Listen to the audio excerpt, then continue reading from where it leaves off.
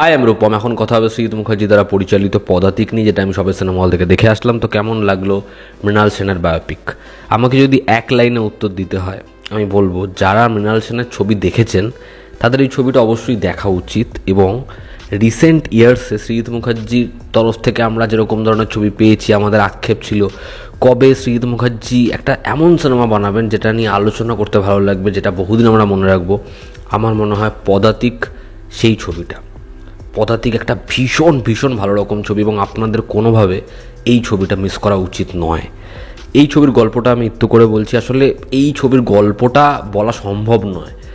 মৃণাল সেন তার সিনেমা দেখা, তার সিনেমার প্রতি ভালোবাসা এবং সবথেকে একটা মানুষ স্বার্থপর কখন হচ্ছে তার সিনেমার জন্য, এবং সিনেমাটাকে সে কোথায় নিয়ে যাচ্ছে, সিনেমা তাকে কোথায় নিয়ে যাচ্ছে থেকে বেশি জানতে হলে আপনাকে এই ছবিটা নিকটবর্তী সিনেমা হলে গিয়ে দেখতে হবে। ছবির পজিটিভ দিক, নেগেটিভ দিক, আমার কাছে এই ছবির জন্য অনেকগুলো পজিটিভ দিক রয়েছে। ছবির প্রথম যেটা পজিটিভ দিক সেটা হচ্ছে এই ছবির প্রেজেন্টেশন। ছবিটা যখন শুরু হয়, ছবির অ্যাক্টর যখন ফোর্থ ওয়াল ব্রেক করে কথা বলছে আমাদের সাথে, আমার ইন্টারভিউর কথা যেরকমভাবে মনে পড়ে, কিন্তু যেভাবে গোটা ছবিটাকে বেঁধেছেন শ্রীজিৎ মুখার্জি, শুধুমাত্র ইন্টারভিউ নয়, মৃণাল সেনের ছবিতে যেরকমভাবে ফ্রিজ ফ্রেম হয়ে যায় বা যেরকমভাবে অরিজিনাল ফুটেজ সেটার ব্যবহার, কিন্তু শুধুমাত্র ব্যবহার নয়, ধরুন কেউ একটা স্টেটমেন্ট দিচ্ছে, সেই স্টেটমেন্টের আগে রিয়াকশানটা কী হতে পারে তার অ্যান্টিসিপেশনটা বাড়ছে। একটা ক্যারেক্টার বলছে এখানে বাস থামাও, নামবো, সে নামছে, মৃণাল সেন সে নামছে কলকাতা শহরে তার এলডোরাডোয়ে। তো গোটা ছবিটার এই যে বাঁধনটা যেরকমভাবে প্রেজেন্ট করেছে, এটা একটা অদ্ভুত আরাম দেয় চোখে এবং মনে। আর যারা তার ছবিগুলো এতদিন ধরে দেখে এসেছে না, তারা ওই দৃশ্যগুলো দারুণভাবে রিলেট করতে পারবে। এবং ছবিতে কিছু রিয়েল সিকোয়েন্স রয়েছে যেগুলো যেরকমভাবে ক্রিয়েট করা হয়েছে, আবার সেগুলো যে ফুটেজটা কালেক্ট করে জোড়া হয়েছে, যেমন শেষ যাত্রা রবীন্দ্রনাথ ঠাকুরের, সেটার যে উল্লেখটা এবং সেটা মৃণাল সেনের জীবনে কতটা ইম্প্যাক্ট ফেলেছিল, সেটাকে যখন দেখানো হচ্ছে ছবিতে, যে একটা রিয়েল ফুটেজ এবং তারা যেটা ক্রিয়েট করেছে অভাবনীয়, মানে সেটার জন্য ছবিটাকে অনেকটা আগে প্রেস করতে হয়, অনেকটা এগিয়ে রাখতে হয়। ছবির সেকেন্ড পজিটিভ দিক হচ্ছে এই ছবির দারুণ কাস্ট, খুব অ্যাপ্রোপ্রিয়েট ডিসিশন যে এদেরকে বাছাই করা। ছবিতে চঞ্চল চৌধুরীর পারফরমেন্স দারুণ।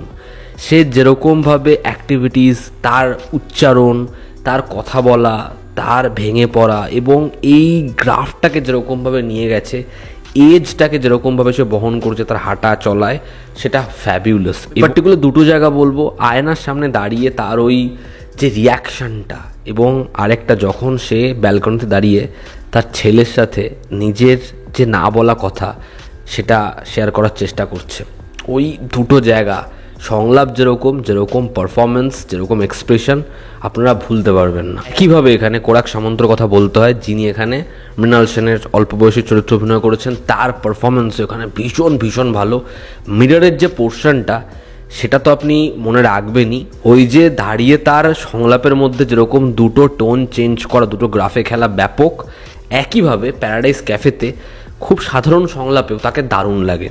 এখানে মনামি ঘোষ খুব ভালো কাজ করেছে এবং তার লুক খুব দারুণভাবে গেছে চরিত্রটার সাথে। এখানে জিতু কামাল থেকে শুরু করে এমন অনেকে রয়েছে যাদের পারফরমেন্সটা খুব ইম্পর্টেন্ট। তার কারণ কেউ হয়তো এখানে অমিতাভ বচ্চনের ক্যারেক্টার প্লে করছে, কেউ হয়তো এখানে ঋত্বিক ঘটকের চরিত্র অভিনয় করছে।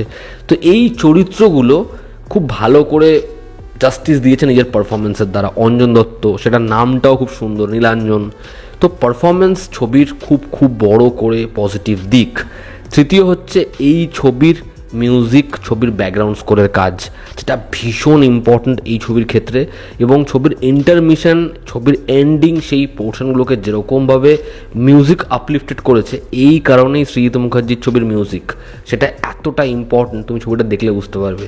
ছবির দারুণ সংলাপ, এই যে আপোষ না করা, সে আপোষ করবে না, এটাকে যেরকমভাবে দৃশ্যে আমাদের রীতিমতো ফিল করানো হলো। এবং যখন সংলাপটা আসছে, সেখানে এই যে তার ওয়াইফ প্রতিনিয়ত তাকে কমরেড বলে তাকে কীরকমভাবে সাহায্য করছে, নিজের স্বপ্ন, নিজের দেখা, সেটা প্রতিনিয়ত পরিবর্তন করছে। কিন্তু যখন তার সন্তানের সাথে এত বছর পর তার ওই কনভারসেশনটা হলো, সেখানে বলল যারা জিনিয়াস হয় তারা কোনো না কোনো একটা জায়গাতে তাদের খামতি থাকে। সেই যে জায়গাটা, সেখানকার যেরকম সংলাপ, সেটা যেরকমভাবে ক্রিয়েট করা, সেটা দারুণ। ছবির মেকআপের কাজ, সোমনাথ কুণ্ডু কী কাজ করেছে। চঞ্চল চৌধুরী, এখানে সত্যজিৎ রায়ের যে ক্যারেক্টার মানিক্য রয়, তাদের লুক ছেড়ে দাও, এখানে নীলাঞ্জন তার লুকটা দেখো, এখানে মনামি ঘোষের যে বয়স বাড়ছে রাকুনাই, মানে ওপর থেকে লাইট পড়লে এখানে একটা স্পট তৈরি হয়, ওটাকে সিনেমার ভাষায় রাকুনাই বলে। এই জায়গাটায় তার ক্যারেক্টারের ওই যে চোখটা যে আস্তে আস্তে পরিবর্তন হচ্ছে, স্কিনের কালার যে পরিবর্তন হচ্ছে, তুমি খালি কাজ দেখো, এত দারুণ কাজ করেছে।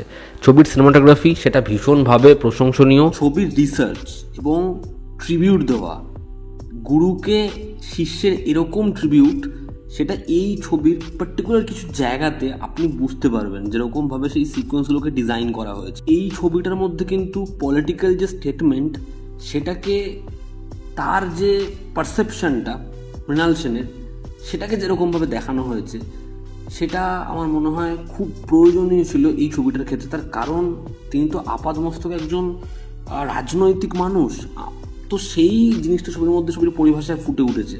ছবির চিত্রনাট্য, এত কিছু আছে ছবিটার মধ্যে। এই ছবিটা যদি আরও আধ-এক ঘন্টা বড় হতো ডিউরেশনে, আমার রান টাইম নিয়ে কোনো সমস্যা ছিল না, কারণ আমি চাইছিলাম ছবিটা শেষ না হোক। তো আমার কাছে পদাতিক ভীষণ ভীষণ ভালো একটা ছবি। সৃজিত মুখার্জির খুব ভালো একটা ছবি, সে যত্ন নিয়ে খুব মন থেকে ছবিটা বানিয়েছেন, এবং এই ছবিটা দেখে আমি নিজে খুব স্যাটিসফাই, খুব ইমোশনাল।